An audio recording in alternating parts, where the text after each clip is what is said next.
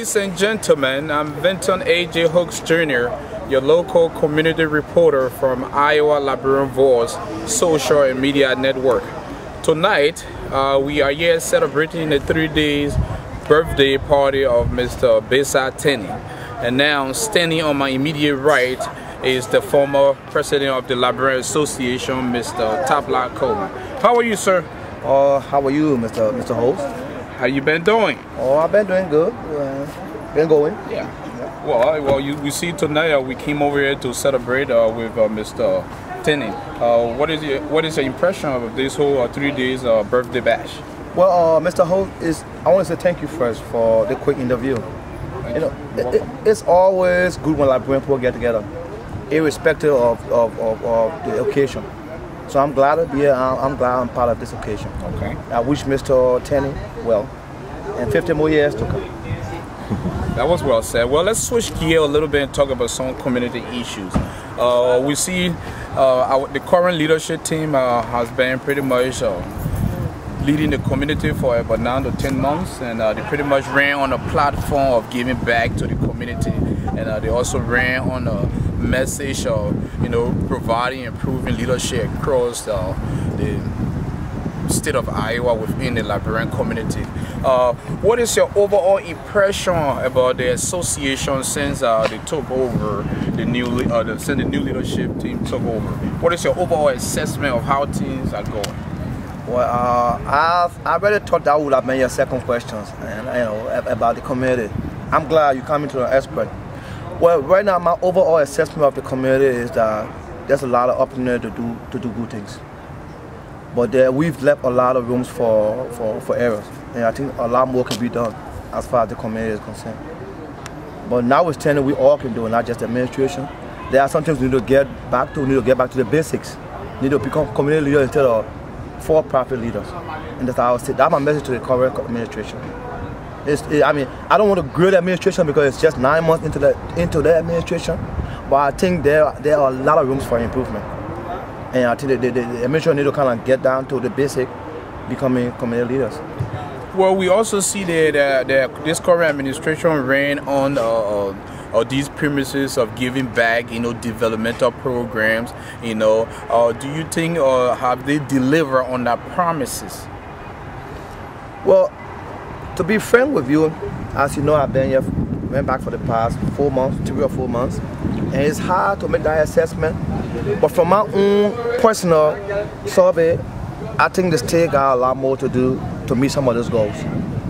I think there are a lot more things to be done. With the confusion we have among our kids, with the elders, and not getting put together, I think they still got a lot of work to do, a whole lot of work to do. When you mean a whole lot of work, can you narrow down what are some of the, can you be specific, what are some of the stuff they need to do to pretty much get the community back on track? I think one of them would be galvanizing the youth, making sure the youth have programs by which they can use after school or during vacations, getting the adults together. I've been to Liberian programs and I see mostly underage kids there. I think as much as you have the underage kids at the program, the parents give them money. Once you lose one side of the community, which is the elders, then what happens to the kids? So I think there are a lot more things we can do to bring everybody together and make this place one big tent. Not just for the youth, not just for the adults, but one big tent of all Liberians in the state of Iowa. Okay. Well, also we see that the community has secured a community center in order to pretty much use the place in a very important way, and pretty much galvanize the community together to help the kids and help people give a lot of programs that will impact knowledge to the community and bridging the minds of our youth and the elderly and the Liberians that are currently living in the state of Iowa, not only in Des Moines. Although we see that the hall is pretty much being used mostly as for social activities. But then when I ask some of the officials, what are the operational hours of the hall? Why can't the hall be open like maybe 3 or 4 days a week for other activities to be going on? And they said, well, we are pretty much waiting on 501c. What is your take on that? Is the community pretty much with all 501c3, can they do without 501c or the need 501c pretty much to, you know, move forward? Well, first of all, I'll be the first person to tell you that 501c is now a silver bullet, because we have over 300 Liberian communities in America, and less than 10% have 501c. But they do operate and get the communities going. I think to use the 501c as an excuse, I'll vehemently go against anybody with that. I do think, however, there's a lot of work that the community needs to be done, and I don't think they're getting everybody involved, or maybe everybody not getting involved. As long as the hours are concerned, I think it's because it's a new thing for them. You know, if you leave the hall open at a certain time, who pays the bills? Who pays for the current? Who pays for the water? Those are all the things they need to work on. So I won't blame them totally for not getting it done, but also I won't let them use 501c for not getting the community together. Well, thank you for your point of view. And you see, a couple of days ago, I would say maybe last week, you know, I had a phone interview with one of the officials. His name is Augustus Talu, and he pretty much, you know, stressed out a very important point. He made a strong statement, you know, when I asked him a question, why aren't the Liberians motivated to be part of the organization?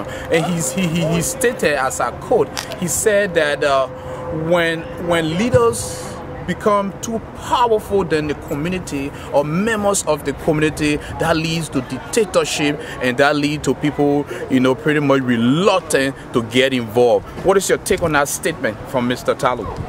Well, I think I will kind of not talk too much about the dictatorship, because dictatorship do come with arms, with force, with municipal power. I would basically say that, yeah, maybe it won't be in the frame of dictatorship. But do you believe in that statement? Are you agreeing with him when he made that statement, when leaders are pretty much become powerful than the community? When leaders are more powerful than members of an organization, then things become pretty much things go into a disarray, things become pretty much bad. Well, if you don't mind, I'll kind of define the word power in a community, not in a municipal city, certainly in a city. Right. A power for a community leader is the people. If you don't have the people, you don't have power. Right. So I wouldn't go as far as saying power. You know, so I don't think our leaders here have raw power. They have the chance to get people, so they use their persuasive power to make things happen. Okay. So I mean, using the word dictatorship, but it's kind of all of our community. We are a small community of 2,000 people. So nobody possesses power. No one person possesses, you know, you know. I mean, no one person has the chance to say, okay, I have power. I don't think we have power. Can you observe, or do you see it going on right now within the Liberian Association from pretty much your observation? And you've been here for a while now, like maybe 5-6 months since you came to pretty much set things straight and get everybody back on track. Do you see an autocratic system or leadership trying to take over? Well, I do, however, think, and maybe I might be considered an insider.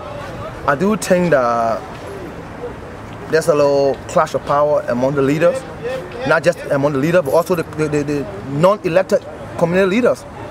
You know, there is a kind of further power between the churches. I mean, the church leaders, the community elected leaders, even some people within the free press. So it's like a breaker of power of wide range of entities, not just the elected officers. And if you agree with me, you'll see what's actually going on here. Right. Sometimes the churches have stuff and you don't have the community involved in it. Sometimes the community have stuff and you don't have the churches involved in it. So it's a wide range of power struggle within the Liberian community. Every one entity is trying to possess sole power of the people. And that's how I see it. Okay. Well, thank you for that point of view. Well, Mr. Coleman, right now ILV is pretty much engaged in a random conversation and talking to permanent members within the Liberian community and also within the African community. And also ILV has been engaged in what I call a 2011 pre-election midterm assessment. You know, and the reason for this just to see if the community is in readiness of the next year election. Do you have anybody in particular that you are going to be endorsing for next year? You know, possible candidate. Do you have anyone in mind? I think that's a very good question. I think I would consider myself an elder statesman of the community. I don't think I'm going to do a lot of endorsements at this point. I think basically I'm working on doing a bigger thing in Liberia. Hopefully, I might not be here for that election, so I don't know how much weight my endorsement will take. We got 2,000 persons. But any candidate in mind, because right now the current president, Mr. Bodita, he's an outgoing president, you know, and the election will be here next year, hopefully in May or December, you know, if I can recall. So, an impossible candidate or person in mind right now in Des Moines that you pretty much see will likely be the next president of the Liberian Association. Let me tell you straight up, I'll tell you in principle. A candidate in mind for me who would be a good fit for the community is somebody who is transparent, somebody who is open, somebody who is democratic. And that's a generic form I can give. I can start calling names right now. We still in 1 year of the current administration. We can't start building, but we still got a chance to, we can start building administration, we're still building this administration. So I won't give you name or individuals, I will give you a generic candidate, and that's why I told you somebody who is open, transparent, and ready to work for the Liberian people. Okay, thank you. And also, even though you are a former president of the Liberian Association, but do you have any intention of rerunning? Well, I think the Constitution may forbid me from doing that, but if I did, I can put my money on it, I can be re-elected. If you rerun? Yes. You see, that was a pretty strong statement from the former president. So, you said the Constitution forbade you from doing that, but you know, you pretty much keep your option open. No, I think I've served my time. I think when I served as president for those 4 years, I think I did some good things, and I did some not so good things, and I think I left a real good legacy that people will continue to look at and say Tarplah Coleman was a man of the people. Thank you, Mr. Coleman. Well, it was nice talking to the former president. You know, I always thrill, you know, talking to this gentleman. You know, he came all the way from Liberia. You know, he used to live here, but he goes and come, and right now he's here taking care of some business and trying to get everything back on track within the community. Well, ladies and gentlemen, that was well said. You know, as I said, stated earlier, every good thing must come to an end, but we're still here at Mr. Tennih house and celebrating his 3-day birthday bash. And we're going to take a short break, and we'll be right back. Thank you. The gentleman.